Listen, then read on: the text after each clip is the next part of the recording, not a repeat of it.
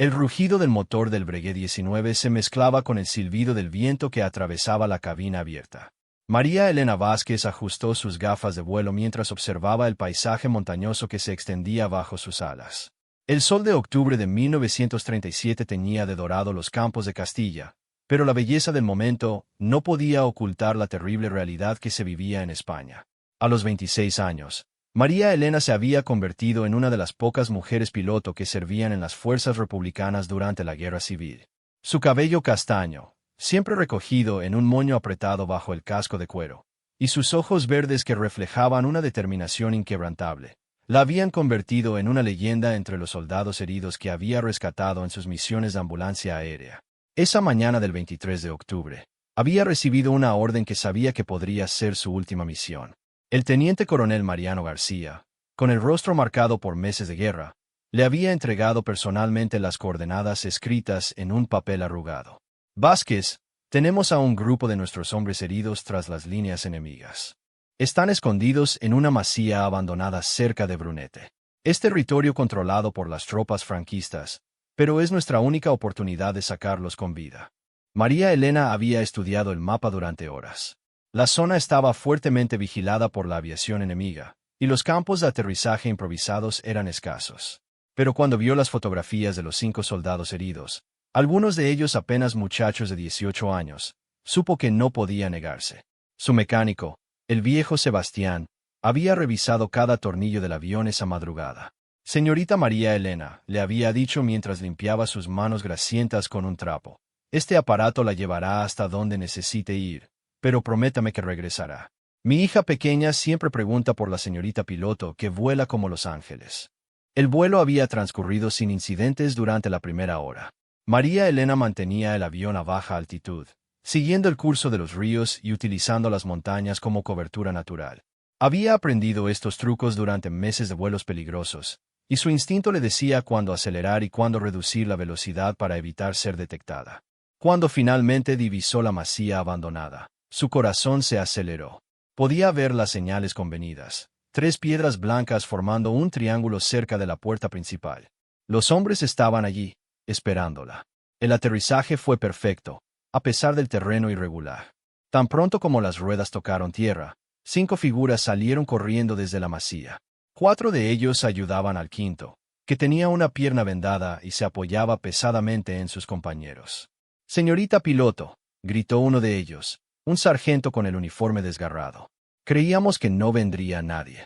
María Elena trabajó rápidamente para acomodar a los heridos en el pequeño espacio disponible. El soldado con la pierna herida estaba perdiendo sangre, y sabía que cada minuto era crucial. Mientras los ayudaba a subir, notó que el más joven de ellos, un muchacho de ojos azules llamado Antonio, temblaba no solo por el dolor, sino por el miedo. «Tranquilo, soldado», le dijo con voz firme pero maternal. «En una hora estarás en un hospital de verdad, te lo prometo». Pero cuando María Elena se dirigió hacia la cabina del piloto, el sonido que más temía resonó en el aire. El rugido distintivo de los motores de los Messerschmitt alemanes que volaban para las fuerzas franquistas. «¡Aviones enemigos!», gritó el sargento. María Elena no perdió tiempo. Encendió el motor y comenzó el despegue inmediatamente, pero sabía que era demasiado tarde. Los cazas enemigos ya habían iniciado su picada hacia ellos. El primer disparo pasó rozando el ala derecha. María Elena logró elevar el avión unos metros del suelo, pero el segundo disparo fue certero. El impacto sacudió toda la estructura del Breguet, e inmediatamente supo que el motor había sido dañado. «Tengo que hacer un aterrizaje de emergencia», gritó hacia atrás. Luchó con los controles mientras el avión perdía altitud rápidamente. A través del humo que comenzaba a invadir la cabina, pudo ver un claro entre los árboles. Era su única oportunidad. El impacto fue brutal. El avión se estrelló contra el suelo con una violencia que hizo crujir cada metal de la estructura.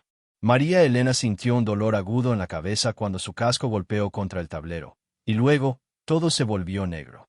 Cuando recuperó la conciencia, el silencio era ensordecedor. Ya no se escuchaban los motores enemigos, pero tampoco las voces de los soldados que transportaba. Intentó moverse, pero un dolor punzante en el brazo izquierdo la hizo gemir. Lentamente, se las arregló para salir de los restos del avión. Lo que vio la llenó de horror. 4 de los 5 soldados habían muerto en el impacto. Solo Antonio, El muchacho de ojos azules respiraba débilmente, pero estaba inconsciente y sangraba profusamente. El sonido de voces en la distancia la alertó.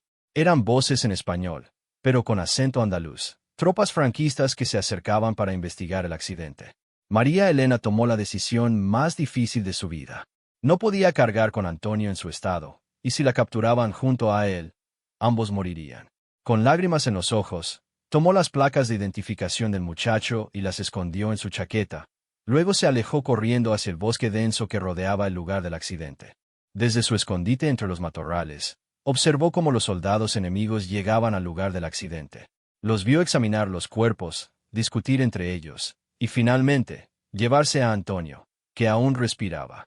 Esa noche, mientras se ocultaba en una cueva natural que había encontrado en las montañas, María Elena Vázquez se convirtió oficialmente en una mujer muerta. Los soldados franquistas habían informado que habían encontrado 4 cuerpos en el avión republicano derribado, incluido el de una mujer piloto. La descripción que dieron coincidía perfectamente con la suya. En los cuarteles republicanos, el teniente coronel García recibió la noticia con el corazón destrozado. María Elena Vázquez, la valiente piloto que había salvado tantas vidas, había pagado el precio final por su heroísmo. Su nombre se añadió a la larga lista de héroes caídos en la lucha. Pero María Elena no estaba muerta. Herida, exhausta, y ahora oficialmente inexistente, se encontraba completamente sola en territorio enemigo, con solo su ingenio y su determinación para mantenerla con vida. Lo que no sabía era que su verdadera prueba acababa de comenzar, y que los próximos meses la convertirían en una leyenda que trascendería cualquier expectativa. Mientras la luna llena iluminaba la cueva donde se refugiaba, María Elena tocó las placas de identificación de Antonio que guardaba en su pecho. Había fallado en salvar a esos hombres, pero algo en su interior le decía que su historia estaba lejos de haber terminado. Sin saberlo, acababa de comenzar la aventura más extraordinaria de su vida. Los primeros rayos del amanecer filtraron la luz a través de las rocas de la cueva donde María Elena había pasado su primera noche como un fantasma. El frío de octubre había calado hasta sus huesos, y cada movimiento le recordaba las heridas del accidente. Su brazo izquierdo estaba hinchado, probablemente fracturado, y una costra de sangre seca marcaba una herida en su frente. Sabía que no podía permanecer escondida indefinidamente. Necesitaba comida, agua, y sobre todo, un plan para sobrevivir en territorio controlado por las fuerzas franquistas. Pero María Elena tenía algo que sus enemigos no esperaban: una mente brillante y una capacidad de adaptación forjada por años de vuelos peligrosos. Durante los siguientes días, estableció un patrón cuidadoso de supervivencia. Durante las horas de luz, observaba desde las alturas los movimientos de las patrullas enemigas. Había identificado 3 rutas principales que utilizaban, y había memorizado sus horarios. Por las noches, descendía sigilosamente hacia los pueblos cercanos para buscar comida y suministros. Su primera incursión nocturna fue a una pequeña aldea llamada San Miguel de la Ribera. Las casas estaban en su mayoría vacías. Muchos civiles habían huido cuando el frente de guerra se había acercado. Logró encontrar algunas latas de conservas en una despensa abandonada. Más importante, ropa civil que le permitiría camuflarse mejor. Fue durante su tercera noche de búsqueda cuando ocurrió algo que cambiaría completamente su situación. Mientras registraba una casa abandonada, escuchó pasos en el exterior. Se escondió detrás de un armario justo cuando la puerta se abría. «Sé que hay alguien ahí», dijo una voz masculina en español. «He visto las huellas en el barro. Sal, no voy a hacerte daño». María Elena contenía la respiración. Su corazón latía tan fuerte que temía que pudiera escucharlo. Después de varios minutos de silencio, pensó que la persona se había marchado. Pero cuando intentó salir de su escondite, se encontró cara a cara con un hombre de unos 40 años, vestido con el uniforme de las tropas franquistas. «Tranquila», dijo el soldado, levantando las manos para mostrar que no tenía armas. «Me llamo Capitán Fernando Ruiz. Y tú eres la piloto republicana que supuestamente murió en el accidente de hace una semana». María Elena se preparó para correr, pero algo en la voz del hombre la detuvo. No había amenaza en su tono, sino más bien, tristeza. «¿Cómo sabes quién soy?», preguntó, manteniendo la distancia. Fernando se sentó lentamente en una silla rota, como si quisiera demostrar que no representaba una amenaza inmediata. «Porque yo fui quien encontró los restos de tu avión. Y porque uno de los soldados que transportabas, el muchacho de ojos azules, Sobrevivió lo suficiente para hablar antes de morir en nuestro hospital de campaña. Las palabras golpearon a María Elena como un puño en el estómago. Antonio había muerto. Había fallado completamente en su misión. Me dijo tu nombre antes de morir, continuó Fernando. También me dijo que habías intentado salvarlos a todos, que habías arriesgado tu vida por soldados heridos. Eso dice mucho sobre tu carácter. ¿Y qué vas a hacer ahora? Entregarme a tus superiores. María Elena mantuvo la voz firme, aunque por dentro se preparaba para luchar. Fernando suspiró profundamente. Mi hijo tenía la misma edad que ese muchacho cuando murió en el frente de Aragón hace 6 meses. Luchaba para vuestro lado. Esta maldita guerra nos ha separado a todos, pero el dolor de un padre es el mismo sin importar el uniforme. Durante la siguiente hora, Fernando le contó su historia. Había sido maestro de escuela antes de la guerra, forzado a unirse al ejército franquista cuando su pueblo fue capturado. Su hijo, estudiante en Madrid, se había unido a las fuerzas republicanas por convicción ideológica. Ahora, padre e hijo estaban en bandos opuestos de una guerra que ninguno de los dos había querido. Oficialmente, tú estás muerta, le explicó Fernando. Los informes ya han sido enviados. Tu identificación fue destruida en el accidente, y nosotros reportamos 5 cuerpos, incluido el tuyo. Técnicamente, ya no existes. Fue entonces cuando María Elena tuvo una idea audaz. Si oficialmente estaba muerta, podría usar esa ventaja para hacer algo que ningún espía o soldado vivo podría hacer: moverse libremente por territorio enemigo. Necesito tu ayuda, le dijo a Fernando. No para escapar, sino para quedarme. El plan que María Elena propuso era arriesgado hasta el punto de la locura. Ella permanecería muerta y se convertiría en un fantasma que recopilaría información vital sobre las posiciones enemigas, sus movimientos de tropas y sus planes. Fernando, utilizando su posición como capitán, podría pasar la información adicional sin levantar sospechas. ¿Y cómo planeas comunicar esa información a tu bando?, preguntó Fernando. María Elena sonrió por primera vez en días. Conozco las frecuencias de radio de emergencia. Y sé cómo construir un transmisor básico con partes de automóviles abandonados. Antes de convertirme en piloto, estudiaba ingeniería. Durante las siguientes semanas, Fernando se convirtió en su enlace secreto con el mundo. Le proporcionaba comida, medicinas para sus heridas, y sobre todo, mapas detallados de las posiciones franquistas en la región. A cambio, María Elena comenzó a transmitir información valiosa a las fuerzas republicanas utilizando un transmisor improvisado que había construido en una cueva más profunda en las montañas.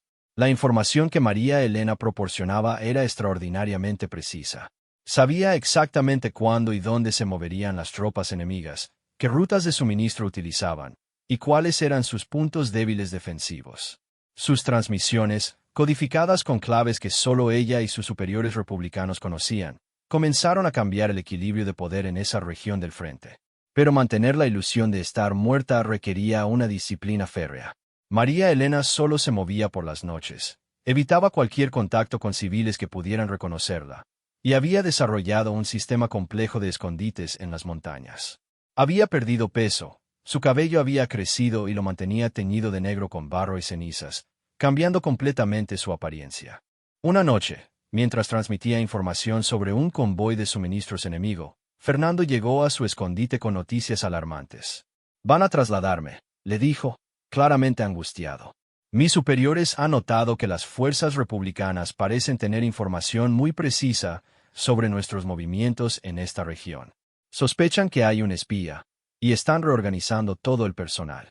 María Elena sintió como si el suelo se desplomara bajo sus pies. Fernando no solo había sido su fuente de información y suministros, sino que se había convertido en su única conexión humana en las últimas semanas. Sin él, volvería a estar completamente sola.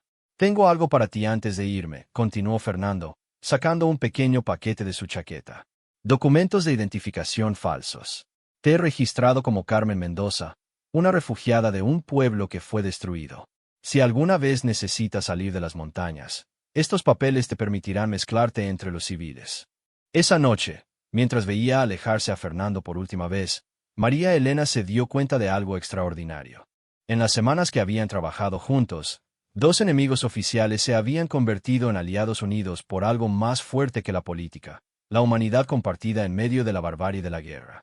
Pero su aventura como espía fantasma apenas había comenzado. Sin Fernando, tendría que ser aún más creativa y audaz. Lo que no sabía era que las habilidades que había desarrollado como una mujer oficialmente muerta pronto la llevarían al corazón mismo de las operaciones enemigas, donde descubriría información que podría cambiar el curso de toda la guerra en esa región. Mientras guardaba cuidadosamente los documentos falsos que Fernando le había dado, María Elena Vázquez tomó una decisión que la convertiría en leyenda. No se conformaría con ser solo una observadora escondida en las montañas. Era hora de convertirse en un fantasma que caminaría entre sus enemigos. La oportunidad llegó de la manera más inesperada. Un bombardeo republicano sobre las posiciones franquistas en el valle creó el caos perfecto para que María Elena pusiera en marcha el plan más audaz de su vida. Las explosiones habían comenzado al amanecer del 15 de noviembre, y desde su observatorio en las montañas, pudo ver cómo los soldados enemigos corrían en todas direcciones, buscando refugio y reorganizando sus defensas. Durante las semanas que habían pasado desde la partida de Fernando, María Elena había perfeccionado su red de espionaje personal. Había identificado a 3 civiles del pueblo de San Miguel que, sin saberlo, se habían convertido en sus informantes involuntarios. La señora Esperanza, una viuda que vendía pan a los soldados, siempre hablaba demasiado sobre los movimientos de las tropas. El joven Pablo, un mecánico que reparaba los vehículos militares, dejaba documentos importantes tirados en su taller. Y el párroco, don Aurelio, confesaba a soldados que le contaban mucho más de lo que deberían. Pero María Elena sabía que para obtener información realmente valiosa, necesitaba acercarse más. Necesitaba estar en el corazón mismo de las operaciones enemigas. Y el bombardeo le dio exactamente la oportunidad que había estado esperando. Utilizando los documentos falsos de Carmen Mendoza que Fernando le había proporcionado, se dirigió hacia el pueblo durante el caos del bombardeo.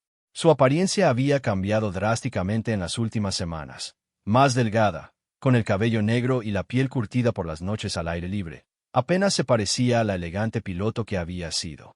Cuando llegó al pueblo, encontró exactamente lo que esperaba: confusión total. Los soldados estaban organizando evacuaciones de emergencia, moviendo suministros y estableciendo nuevas posiciones defensivas. En medio de todo este caos, una refugiada más pasaba completamente desapercibida. «Usted, mujer», le gritó un sargento mientras coordinaba el traslado de cajas de municiones. «¿Puede ayudarnos? Necesitamos toda la ayuda disponible». María Elena se acercó sumisamente, manteniendo la cabeza baja. «Sí, señor. ¿Qué necesita que haga?» «Ayude a cargar estos suministros médicos en el camión. Van para el puesto de comando en la colina». Mientras cargaba las cajas, María Elena escuchaba atentamente las conversaciones a su alrededor. Los oficiales hablaban abiertamente sobre reposicionamiento de tropas, nuevas estrategias defensivas, y más importante, sobre un convoy especial que llegaría esa noche con material importante desde Salamanca. Cuando el camión se dirigió hacia el puesto de comando en la colina, María Elena se las arregló para quedarse en la parte trasera, escondida entre las cajas médicas. Su corazón latía violentamente mientras el vehículo ascendía por el sendero serpenteante hacia lo que sabía que era el centro neurálgico de las operaciones enemigas en la región. El puesto de comando era más impresionante de lo que había imaginado. Ubicado en una mansión requisada que dominaba todo el valle, estaba protegido por múltiples anillos de fortificaciones. Desde allí, los oficiales franquistas podían observar y coordinar todos los movimientos en un área de varios kilómetros. María Elena logró mezclarse con el personal civil que trabajaba en el puesto: cocineras, limpiadoras y enfermeras voluntarias. Su identidad falsa como refugiada que buscaba trabajo a cambio de comida y refugio fue aceptada sin cuestionamientos. En tiempos de guerra, la mano de obra adicional siempre era bienvenida. Durante los siguientes días, trabajando como ayudante en la cocina y limpiando las oficinas, María Elena tuvo acceso a información que ningún espía profesional habría podido obtener. Vio mapas detallados de todas las posiciones franquistas en un radio de 50 kilómetros. Escuchó conversaciones entre oficiales sobre planes futuros. Y más importante, descubrió la verdadera naturaleza del material importante que había llegado en el convoy nocturno. En el sótano de la mansión, bajo estricta vigilancia, se encontraban 2 prisioneros republicanos de alto valor: el comandante Luis Pérez, responsable de las comunicaciones del sector, y la doctora Elena Martínez, una cirujana que había estado tratando a oficiales republicanos heridos. Los franquistas planeaban utilizarlos como moneda de cambio en futuras negociaciones. Pero lo que más sorprendió a María Elena fue descubrir algo completamente inesperado. En uno de los despachos que limpiaba, encontró un expediente personal que la dejó sin aliento. Era la información completa sobre su propio funeral y el pésame oficial que se había enviado a su familia en Valencia. Según los documentos, María Elena Vázquez había sido declarada oficialmente muerta en combate, heroína de la República. Su hermana menor, Carmen, había recibido sus condecoraciones póstumas. Sus padres habían organizado una misa en su memoria. Para todo el mundo, incluida su propia familia, María Elena había muerto hace semanas. La revelación la golpeó con una fuerza emocional que no había esperado. Durante semanas había estado tan concentrada en sobrevivir y cumplir su misión que no había considerado completamente el impacto de su muerte en las personas que amaba. Sus padres estaban llorando a una hija que no había muerto. Su hermana estaba creciendo creyendo que nunca volvería a verla. Esa noche, mientras yacía en el pequeño cuarto de sirvientes que le habían asignado, María Elena tomó una decisión que cambiaría todo. No podía continuar siendo un fantasma indefinidamente. Tenía que encontrar una manera de completar una misión final que justificaría todo el dolor que su muerte había causado. La oportunidad llegó 2 noches después, cuando escuchó una conversación entre el coronel Mendoza, comandante del puesto, y su adjunto mayor. El ataque sobre las posiciones republicanas de la sierra comenzará en 3 días, decía el coronel mientras estudiaba un mapa. Tenemos información de que concentran sus fuerzas principales en el Valle Norte. Si atacamos simultáneamente desde 3 direcciones, podemos rodearlos completamente. María Elena se dio cuenta de que había escuchado los detalles de una operación que podría destruir a miles de soldados republicanos. Tenía la información exacta sobre cuándo, dónde y cómo se llevaría a cabo el ataque. Pero también sabía que transmitir esta información requeriría revelar su ubicación. Muy probablemente, costaría su vida real. Esa madrugada, mientras el puesto dormía, María Elena se escabulló hacia el sótano. Utilizando las habilidades que había aprendido durante sus años de mecánica de aviación, logró forzar la cerradura de la celda donde estaban prisioneros el comandante Pérez y la doctora Martínez. ¿Quién eres tú?, susurró el comandante cuando ella abrió la puerta. Soy la piloto María Elena Vázquez, respondió en voz baja. Y oficialmente, estoy muerta. Pero ustedes van a ayudarme a salvar a miles de nuestros compañeros. Los siguientes minutos fueron cruciales. María Elena les explicó rápidamente la situación y el plan de ataque enemigo. El comandante Pérez, como responsable de comunicaciones, conocía las frecuencias de emergencia y los códigos que necesitaban para transmitir la información vital. Pero escapar del puesto de comando no sería fácil. Era una fortaleza diseñada específicamente para prevenir fugas. Sin embargo, María Elena había estado observando y había notado algo que los diseñadores no habían considerado. Un conducto de ventilación que conectaba el sótano con la cocina, y desde allí, un pasaje hacia el exterior que se utilizaba para sacar la basura. La fuga fue una operación de precisión. María Elena guió a los 2 prisioneros a través del laberinto de conductos que había memorizado durante días de limpieza. Cuando finalmente emergieron al aire libre, ya había planeado la siguiente fase. Llegar hasta su transmisor escondido en las montañas y enviar la información que podría salvar miles de vidas. El escape desde el puesto de comando hasta las montañas fue la carrera más desesperada de la vida de María Elena. Sabía que tenían pocas horas antes de que se descubriera la fuga y comenzara una búsqueda masiva. Pero también sabía que esas pocas horas podrían ser suficientes para cambiar el curso de la batalla que se avecinaba. Mientras corrían a través de los bosques en la oscuridad previa al amanecer, María Elena se dio cuenta de algo extraordinario. Ya no era solo una piloto que había sobrevivido a un accidente. Se había convertido en algo completamente nuevo. Una mujer que había regresado literalmente de entre los muertos para luchar por sus ideales. Y su historia, lejos de haber terminado, estaba a punto de alcanzar su clímax más dramático. La transmisión de radio que cambió el curso de la guerra en el frente de Castilla comenzó a las 5:47 de la madrugada del 18 de noviembre de 1937. En el cuartel general republicano de Guadalajara, el operador de radio Miguel Santos casi se cae de su silla cuando escuchó una voz femenina familiar utilizando códigos de identificación que oficialmente pertenecían a una piloto muerta. Halcón base. Aquí Águila perdida. Transmito en código rojo. Repito, código rojo. Ataque enemigo coordinado programado para el amanecer del día 20. 3 columnas convergentes sobre posiciones, Sierra Norte. Solicito confirmación de recepción. Miguel llamó inmediatamente a su superior, quien a su vez despertó al teniente coronel García. Cuando García escuchó la grabación, sus manos comenzaron a temblar. «Es imposible», murmuró. «María Elena Vázquez murió hace un mes. Yo mismo redacté el informe de baja». Pero la transmisión continuó durante los siguientes 20 minutos, proporcionando detalles tan específicos y precisos sobre las posiciones enemigas, sus planes de ataque y las rutas que utilizarían, que no podía ser ignorada. Más aún, la información estaba siendo corroborada en tiempo real por la presencia del comandante Pérez, cuya voz también fue identificada claramente. Mientras tanto, en las montañas cerca de San Miguel de la Ribera, María Elena, el comandante Pérez y la doctora Martínez se preparaban para lo que sabían que podría ser su último acto. Las fuerzas de búsqueda franquistas ya habían descubierto su fuga, y se podían escuchar los motores de los vehículos militares acercándose por los senderos de montaña. «La información ya se transmitió», le dijo Pérez a María Elena mientras desmontaba el equipo de radio improvisado. «Pero tenemos que movernos. Nos están rodeando». María Elena había estado pensando en este momento durante toda la noche. Sabía que había llegado el momento de tomar la decisión más importante de su vida. Podía continuar huyendo, intentar llegar hasta las líneas republicanas, y vivir el resto de sus días con la satisfacción de haber cumplido su misión. O podía hacer algo que nadie esperaría, regresar voluntariamente al mundo de los vivos.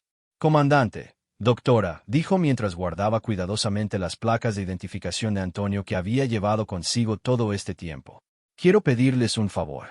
Cuando lleguen a nuestras líneas, quiero que le digan al teniente coronel García que María Elena Vázquez solicita oficialmente ser reintegrada al servicio activo». La sorpresa en los rostros de sus compañeros fue total. «María Elena», dijo la doctora Martínez suavemente, «tú oficialmente estás muerta.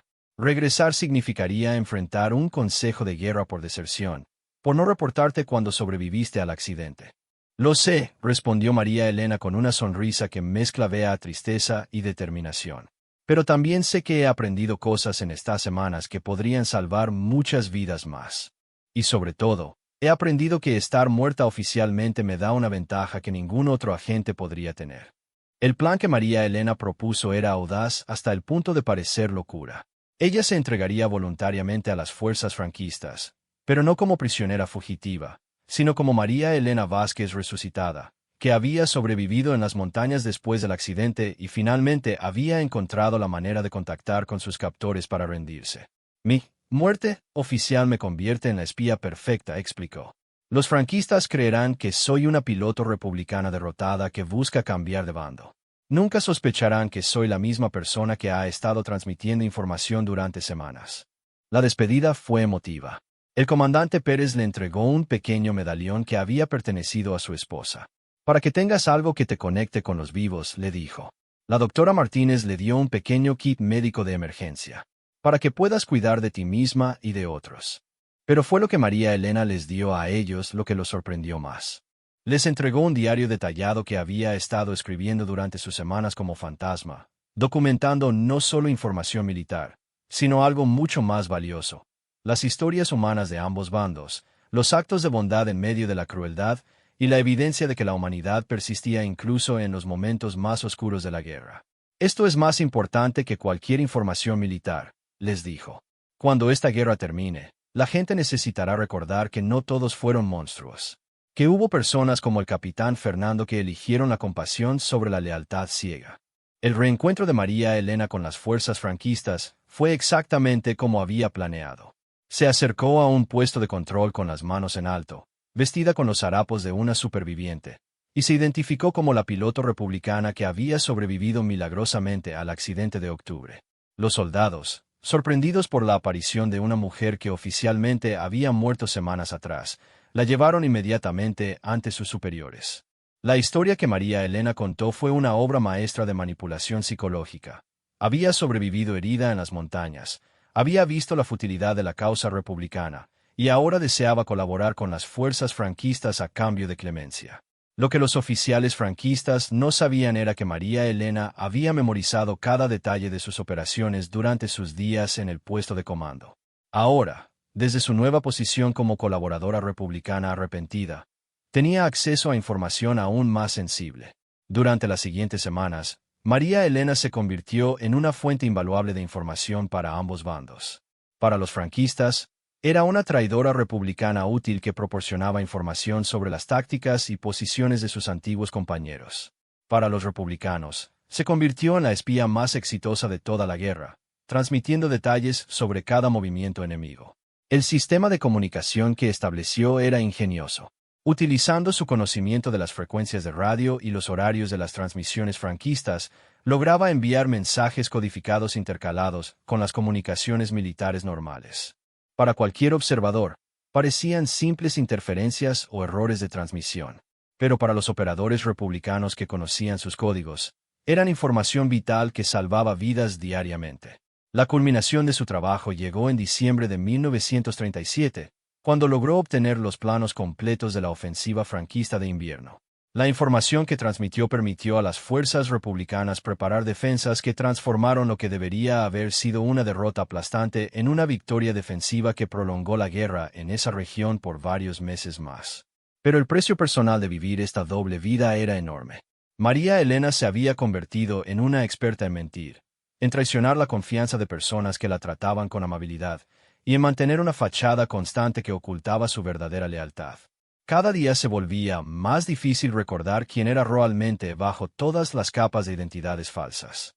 El momento de la verdad llegó el 15 de enero de 1938, cuando las fuerzas republicanas lanzaron un contraataque sorpresa basado completamente en la información que María Elena había proporcionado. El éxito fue tan completo y tan obviamente basado en inteligencia interna, que los comandantes franquistas finalmente se dieron cuenta de que tenían un espía en sus filas. La investigación fue rápida y meticulosa. Cuando finalmente llegaron a arrestar a María Elena, ella estaba preparada. Había enviado una última transmisión que no contenía información militar, sino un mensaje personal para su familia.